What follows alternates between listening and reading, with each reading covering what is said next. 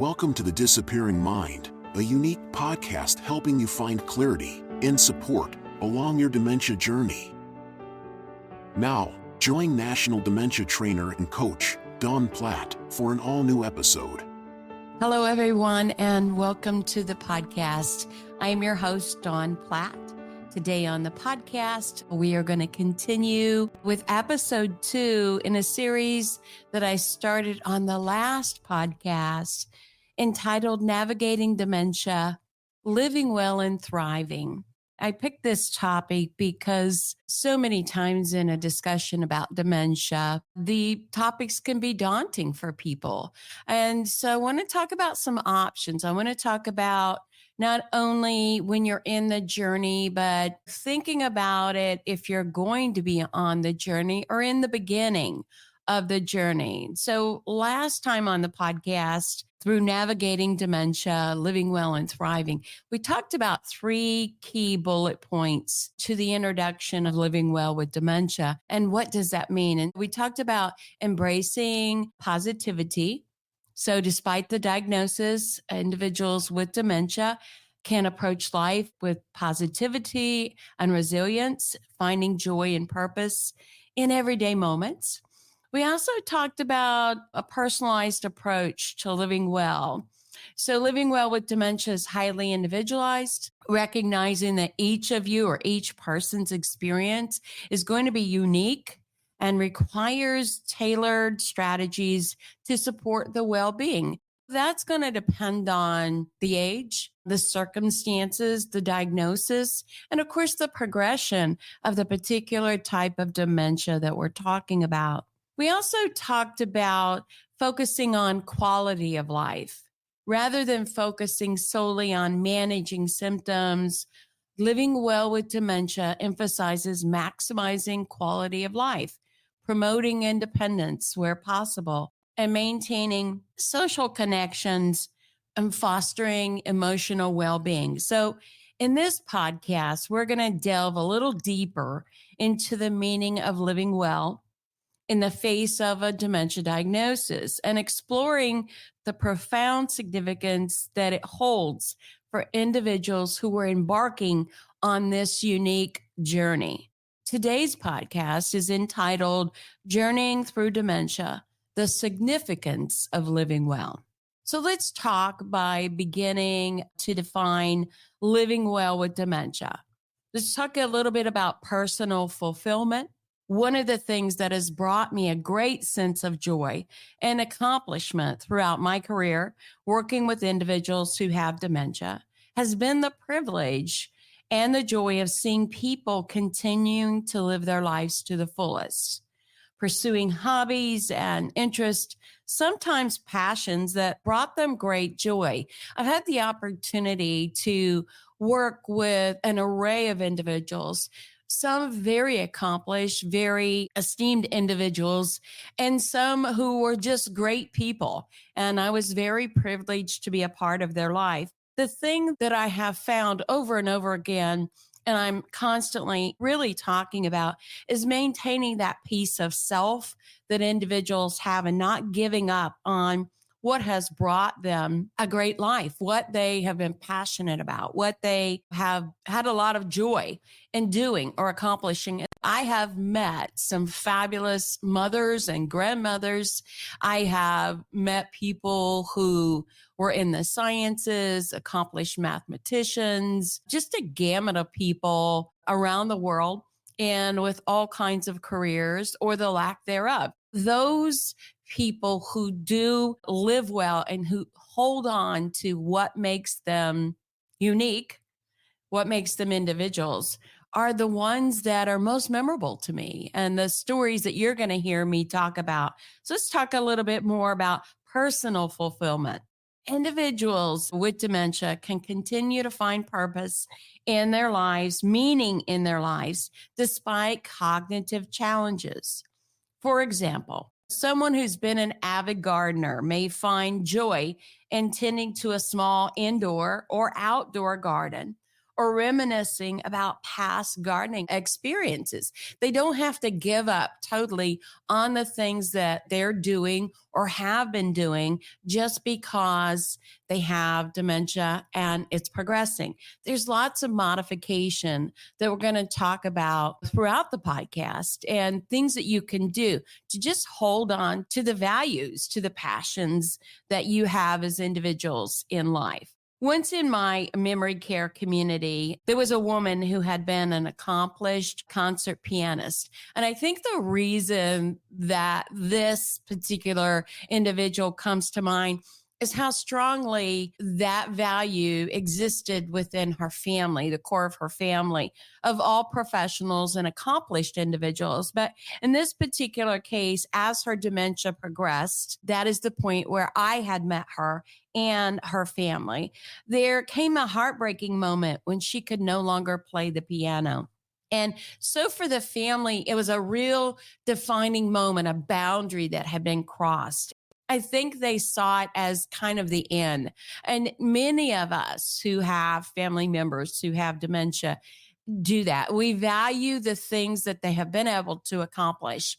And it is very hard to transition into holding on to the memories or the value of what that particular thing has brought in our life. In this case, this loss was deeply distressing to her devoted family who visited her almost on a daily basis and who had always cherished her talent and admired her passion for music. Sadly, they began to withdraw from discussing her concerts or reminiscing about her achievements. It just wasn't part of the dialogue anymore, believing that those days were forever behind her. Yet her talent had been a cornerstone of her identity, the person that she was, a source of immense pride and joy to her personally, to her friends, and certainly to her family. In recognizing the significance of her really musical legacy, I encouraged her family to bring in photographs, concert programs that she had participated in, and even recordings of her performances. These mementos not only honored her past, but also provided moments of connection for the staff to connect with her, for family to connect and reminisce, but for comfort for her as well, because she would smile as she would see these things, experience these things. And this allowed her to continue to share the beauty of her music with those that she most loved and new people that she met. We have to come up with ways to keep alive those things that have been valuable. Whether or not we can fully engage in them or fully carry them out, when dementia comes and when dementia progresses, keeping portions of those things alive and in the forefront are always going to be a good way to connect. It's going to bring value to relationships and conversation. It's just something that I always encourage you to do. So let's take a look in another avenue about some of the statistics on the benefits of remaining active once the diagnosis of dementia has come. Remaining active, both physically and mentally, can have significant benefits for individuals who are diagnosed with dementia. Here are some of the statistics that I found. I want to highlight those benefits because I can't talk about them enough. I cannot reiterate enough how important it is to remain active even after diagnosis and throughout the course of the disease. I have seen the differences in working in long-term care in general. Individuals who are in communities or long-term care or more nursing home settings do not have the benefit of a lot of therapeutic programming, more active and vibrant type programming that are offered for dementia.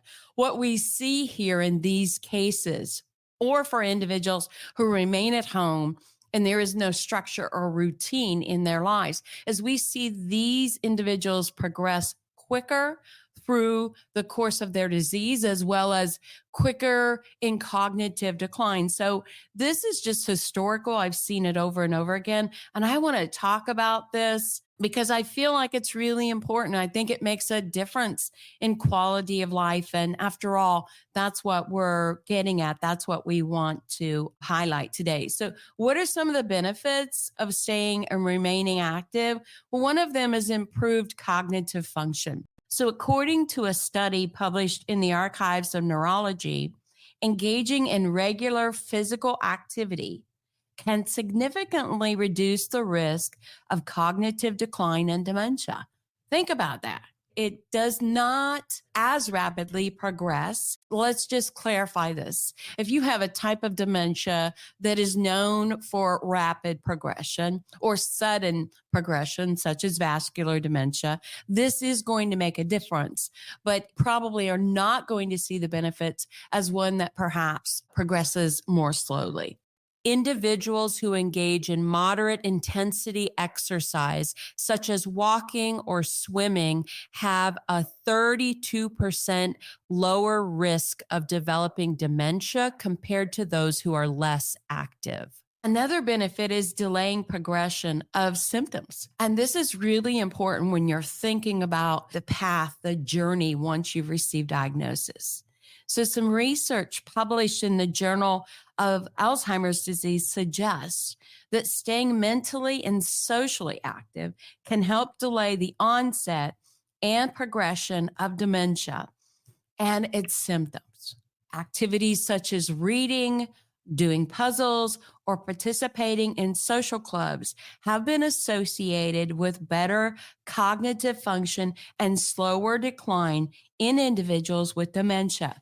I have shared with you previously on the podcast that residents in memory care communities who actively participate in the therapeutic programs that are offered tend to decline less rapidly than those who don't or cannot participate. We see this over and over, especially when the program is very therapeutic and offers all the different sensory modes to it, music therapy, cognitive intellectual type programming and stimulation. We see better outcomes for a longer period of time. It's just a proven fact, something that we have seen. Enhanced quality of life.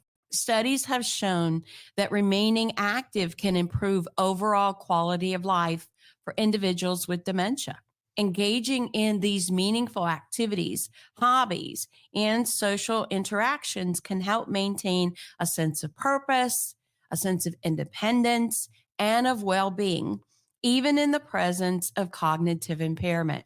I've shared with you on multiple occasions some of the techniques that I tried with my own mother. And she was just crazy about shopping, very family oriented, loved going out to eat, that kind of social engagement. And I always noticed as long as those provisions were made, she was much more active. She was much more cognizantly aware of what was happening in the next hours, maybe even the next days of her routines and scheduled. She tended to get up, get dressed, fix her hair, put her makeup on. I mean, she had so much to look forward to. She always was in a better mood, as am I, if I have the opportunity, or she had the opportunity to shop. She not only loved shopping for clothing and shoes, but she enjoyed shopping for others. She enjoyed gifting to others in Christmas and birthdays. Just in general, being able to give. And that was really important and part of the makeup of who she was as a person. We do see the relevancy between what you have enjoyed or what a person has enjoyed in their lifetime and being able to experience some of that even through the journey of dementia really still brings that sense of satisfaction and that sense of joy, even if it's at a lesser degree. Studies have shown that remaining active reduces the risk of depression and anxiety. 40% of individuals who have been diagnosed with dementia will experience some level of depression throughout their course of the disease. So according to a published journal of clinical psychiatry, regular physical activity can help reduce symptoms of depression and anxiety in individuals with dementia. Boredom in general, lack of engagement or routines or structure in their everyday life really does promote a decrease in depression. If people are just in routines, not involved, have no structure in their day, nothing to look forward to, never go out, never socialize, never exercise, they do tend to exhibit a lot more of these types of behaviors that typically come with the diagnosis of dementia. Things like exercise releases endorphins, which are natural mood lifters, and promotes relaxation and stress reduction. So, we're going to talk about as we get through the podcast some of the multiple things that you could try to see. Obviously, there's certain things, it's not one size fits all. But I think there are a number of things that you could incorporate into your life or daily routines that are really going to make a difference. Improved sleep patterns. Studies have found that staying physically active can improve sleep patterns and reduce sleep disturbances and behaviors in individuals with dementia. Simply exerting the mind, exerting physical energy, being involved, giving back can really help in reducing behavioral patterns or exhibiting behaviors that are common in dementia. Again, regular exercise, regular routines, a regular sleep wake up cycle promotes better overall sleep quality, as well as leads to improved daytime functioning and cognitive performance. So we know this through studies and even simply raising children. When you're tired, when you're fatigued, you just do not perform as well. You don't act as well. You don't have the positive result. Really improving sleep patterns. There are a number of things that you should really address there as far as making sure that they're not sitting all day so that when it comes time to take a nap or go to bed, they're not tired. If they're sleeping throughout the day, they're probably not going to sleep well at night. If they haven't had a chance to exert any physical energy throughout the day or be occupied, they probably are not going to sleep through the night. You may have to have sleep aids or talk with your physician about things that you can do to make sure that they're resting well. These things are important. They're going to make a difference in the life of someone with dementia. Slower decline in activities of daily living. So there was a research study that was published in the Journal of American Geriatric Society, and it suggests that maintaining physical activity levels can help individuals with dementia maintain their independence in activities of daily living for a longer period of time. This includes tasks such as dressing, bathing, eating, and grooming. This indeed is factual. I have found throughout my work in the field of dementia and even with my own family members, the more that they physically walk instead of becoming dependent on a cane or a walker or a wheelchair, those kinds of things, the more physically capable they were to carry out these duties such as dressing and bathing as well as eating. Sometimes we want to offer devices a little too much or offer too much help. And so I kept my mother very physically active, whether it was even walking around her house, being busy doing dishes, folding laundry. Never did she use the wheelchair within the confines of her house. She also did not use a walker except on a couple of occasions. And that was due to a physical problem, one time with her shoulder and then again with her leg. But staying and maintaining that ability to walk around and taking those extra steps to make sure they walk in and out of restaurants, in and out of events and things are going to be really important in maintaining their cognition. Now, I do understand safety is an issue. We want to make sure they're safe. We want to make sure at times that they're unstable. Obviously, we will give them help and support in the devices that they need. But in everyday general life, I think that we can encourage them to get up and walk around throughout the day, to take a little walk outside, certainly. So these statistics underscore the importance of remaining active, both physically and mentally. And in promoting cognitive health, that will enhance our quality of life and slow the progression of dementia symptoms. So, incorporating regular exercise, stimulating activities, and social engagement into daily routines can be found to provide profound benefits for individuals living with dementia. We've just seen it throughout the course of our careers. We've seen it in individuals who are able to remain active. We've seen it in differences of people who remain in their home and perhaps are cared for by a spouse who is not able to engage them or provide some of these other activities. We see that those individuals do not do as well as those who've incorporated stimulating activities, remaining active, giving back, keeping hobbies, remaining social. We've just seen a huge difference in their journey with dementia.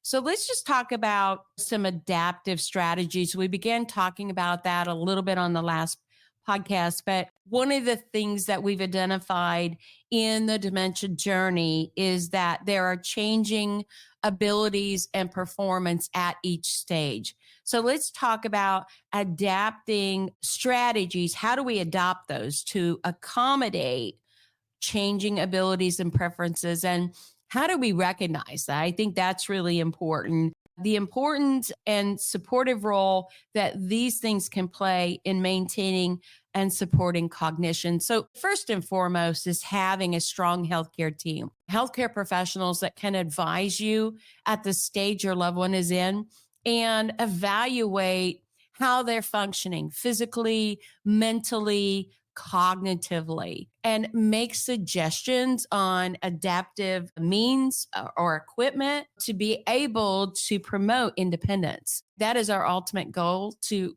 promote independence as long as possible. So here's some practical strategies that I put together that you can consider to promote cognitive health. And I think that these strategies are good for us, whether we've been diagnosed or not. These are things that we often hear, we read about, especially at the beginning of the year, all the things that we're going to do in our diet and exercise from the point of maybe even losing a few pounds or wanting to feel healthier. So I think these kinds of things can be adapted to everyday life. But let's start talking about cognitive health. Let's start looking at the cognitive health benefits, because after all, if your cognitive health declines, the rest of your body is going to decline as well. And so it's really important that we began focusing on the importance of brain health and cognitive health in our everyday lives. So staying physically active is the number one thing that we often hear about. Obviously, for a senior, that doesn't necessarily mean cardio or some of the things that a younger person might engage in a gym membership and all of those things. But there are several things that we can do that are going to be just as beneficial for the senior to do. Engaging in regular exercise, walking. Walking is very important. Park your car a little further away. Take the steps if you can take the steps. Walk from room to room. If you use an assistive device, when you are stable, try walking independently on your own. Swimming, very important. Swimming is something that people can do for a very long time. Dancing. Ballroom dancing, all different types of dancing are really important for the brain. They help us to stay active. They help us build brain cells. They help to promote blood flow to the brain and support our overall brain health. We can incorporate strength training exercise to maintain muscle mass and improve balance and coordination, which are important to cognitive health. So obviously, when you hear me say this, strength training, we usually talk about something that's more gym associated, but simply we've seen this in our senior living arenas as well as our memory care arenas as small weights that we would use to exercise our arms and our legs, TheraBands, those kinds of basic things to promote our strength in our bodies. And there are lots of things that you can do with a 3-pound weight or a 2-pound weight or a 5-pound weight, simply using that as a way to increase our strength. Eating a healthy diet. Following a balanced diet rich in vitamins and minerals, having adequate protein and limiting carbohydrates, Healthy fats to provide essential nutrients and antioxidants that support brain health. This is proven. We often hear about the Mediterranean diet being a great diet for our brains. We now know that excess grains and saturated fats are unhealthy for us and can contribute to poor brain health. So we want to limit our intake of processed foods, sugary snacks, and saturated fats, which can contribute to inflammation in the body and the brain, as well as cognitive decline. The diet is important. Consult your doctor about it, a dietitian. Stay up on the latest cognitive health recommendations that are coming out. Our diets make a huge difference. Staying mentally active. Engage in mentally stimulating activities, and that's going to be different for each of us. Reading, puzzles, crosswords, learning new skills or new hobbies to challenge and exercise the brain. This can be as simple as learning to count to 20 in Spanish, learning a new language, learning a new dance move, learning to sew when you haven't sewed before, learning calligraphy, using the left hand more when you're right-handed. All of these things can really contribute to cognitive health. Staying socially engaged by participating in group activities. Volunteer. Join clubs and organizations to maintain cognitive function and emotional well-being. It can just be part of going to a group activity and socializing and talking to people and using that part of your brain. These things are really important to keep us mentally sharp and to decrease any depression. Adequate sleep. We talked about that earlier in the podcast. Getting 7 to 8 hours of quality sleep to support cognitive function, memory consolidation, and overall brain health is imperative. You may have insomnia. You may drink too much caffeine. You may need to make some changes so that you can get solid sleep. If you're a person who only sleeps 5 or 6 hours a night, maybe you need to get in a power nap in the afternoon. Sleep is important. Establish a regular schedule. This is critical for people who have dementia. Regular schedules and routines with structure are better for cognitive health. Create a relaxing bedtime routine. Create a comfortable sleep environment free from distractions. Make it dark in your bedroom when you go to sleep. Turn off the television, turn off the computer. Don't look at your cell phone. These kinds of things are really important. Take a warm bath, drink some warm milk. These are important in getting adequate sleep. Managing stress. Practice stress reduction techniques such as deep breathing, meditation, Tai Chi to reduce the impact of chronic stress on cognitive health and overall well-being. This can be deep breathing exercises. These things are really important to take that moment and just let that stress out. Prioritize self-care activities. This is critical for the caregiver and for the person. Prioritize hobbies. Prioritize fun and interests that promote relaxation, joy, laughter, and enjoyment. This will help manage stress levels effectively. And one of the things that I have always been proactive about is introducing humor into the dementia arena. Humor, laughter is wonderful. You can tell somebody the same story or the same joke over and over again. And as long as it elicits a smile or a laughter, it's really very effective in releasing joy. It's kind of hard to be stressed out if you're laughing. A good laugh is very good for our brain. Staying organized. Use a calendar or planner or a digital app to keep track of appointments, tasks, important dates, or reduce the cognitive load and improve memory and organization. Whether it's sticky notes or writing things down, I kind of prefer that.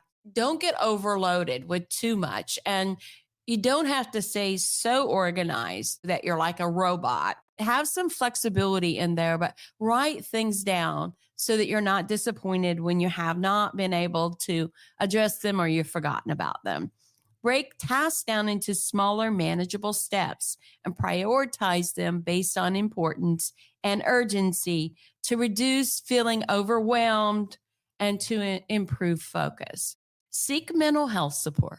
Reach out to a counselor, a support group, a mental health professional. If you're experiencing any signs or symptoms of depression, anxiety, or other mental health concerns that can impact cognitive health and your overall sense of well-being. This is important. Participate in counseling or a health group to learn coping skills and strategies for managing emotional challenges and improving cognitive resilience. This is important because that's a skill that is lost. It's a skill that people lose when their dementia progresses. Their ability to regulate emotion, to make judgments, to process things, to do abstract things. All of these are processing skills. And so you'll find sometimes that people with dementia get focused or fixed on something. They're really not able to get beyond that. So it's very important that you practice good relaxation and mental health and support group things so that you can take care of that. And I've talked on the podcast about redirection techniques. Redirection techniques and distraction are usually techniques used well into mid-level dementia and beyond. But these are things that we can begin using. It's simply by getting another point of view, meaning take the person out of that situation. Focus on something else. Focus on other things. If a person is left to sit and left to focus or fidget on something, chances are that they're going to grow that thought, that sense of urgency and anxiety. So it's very important to have ebb and flows throughout the day. If you can keep them busy with their hands or with their mind or with conversation or socialization, you can minimize a lot of that anxiety that will occur when people get really fixated or focused simply by introducing something else. And that can happen very early on. And that's part of the structure and routine. When people are idle, the mind does a lot of things for all of us. When people get bored, the mind will take over. And depending on where they're at or how they're processing, this can be a problem. And simply by interjecting new ideas or new thoughts or laughter or humor or engagement is really going to help minimize those types of behaviors. Staying hydrated. I noticed over and over, and this is common, studies have been done on this, that people who are not well hydrated, and this is common in seniors in general, do tend to have more health issues, do tend to have more infections, and certainly hydration impacts cognitive health. So make sure they're drinking plenty of water throughout the day to maintain hydration levels. This will support brain function and really prevent cognitive fatigue and impairment. Hydration is critical, and I'm talking about water here. Make sure they're drinking plenty of water throughout the day. You may have to put some water drops in it. You may have to have different types of water. Some people like cold water, water with ice in it. Some like room temperature. Some like warm water with lemon in it, whatever it takes. Limit caffeinated and alcoholic beverages for this person, which can also contribute to dehydration and may have a negative impact on cognitive performance. Maintaining brain healthy habits. Avoid smoking and excess alcohol consumption. These habits can increase the risk of cognitive decline and have a total impact on someone's dementia. Protect their head from injury if they're prone to falling, or if they're involved in sports, maybe they're still active, riding a bike or any other activity, protect their head from any type of injury that would contribute more to their brain health, as well as take precautions to prevent falls in the home and community. And I had a whole podcast about home safety and what to avoid and how to evaluate that.